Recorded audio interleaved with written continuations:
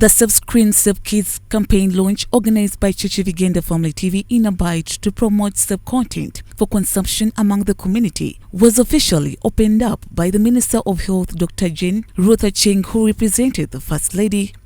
In attendance were dignitaries from government, CSOs and NGOs, but also the clergy led by the Archbishop of Cheche Vigenda. The children are the stakeholders in this campaign, and those from the different schools who attended the launch gave views on the advantages of safe screens, saying not all content is negative to them, since most of them use it for studies and research. They also shared the tactics children use while illegally accessing digital media platforms without the knowledge of their parents. Night, when their parents are sleeping, then they say, they will not see me. They get their phone. Because I have a cousin. For that cousin of mine, they wait at night when all the parents are sleeping.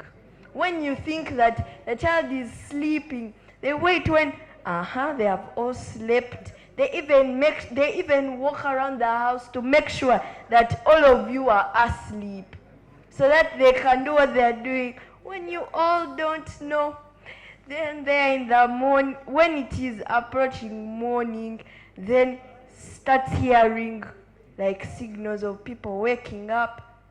Then they go, then they say, let me remove.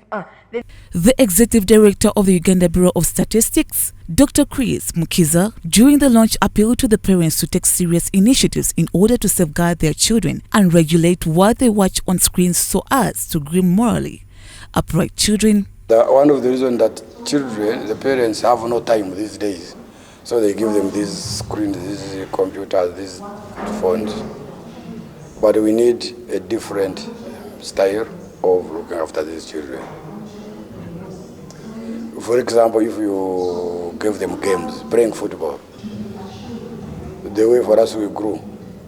From school, we would go to play football. We would go to run, and handwork. I don't think handwork is there anymore. From school, they will give you an assignment to go and make this craft. But now, you come from school, you are running to your telephone, to your TV, looking at movies, and so forth. So we need, I think, to re-examine how our society is evolving.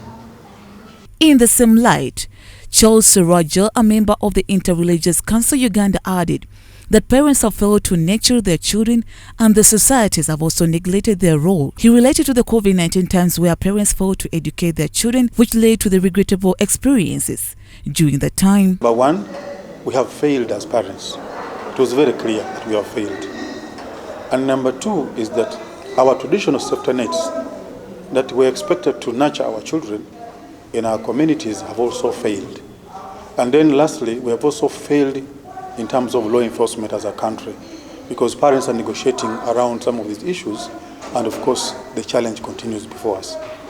So my take home is that if we want to bear fruits that last, as I quoted from the book of John chapter 15 verse 16, if we are to bear fruits that last from this initiative, it is important that this wonderful program is implemented in cognizant of the context in which we're implementing. Some of the other parents whom Cheche Vigenda Family TV reporters interacted with gave views on the campaign and pledged to support and implement them. Story compiled by Rita Nandera for Cheche Vigenda Family TV, News at 8. Our phones as parents, they're not the safest. You may think that you've guarded it well and it's well screened for your children.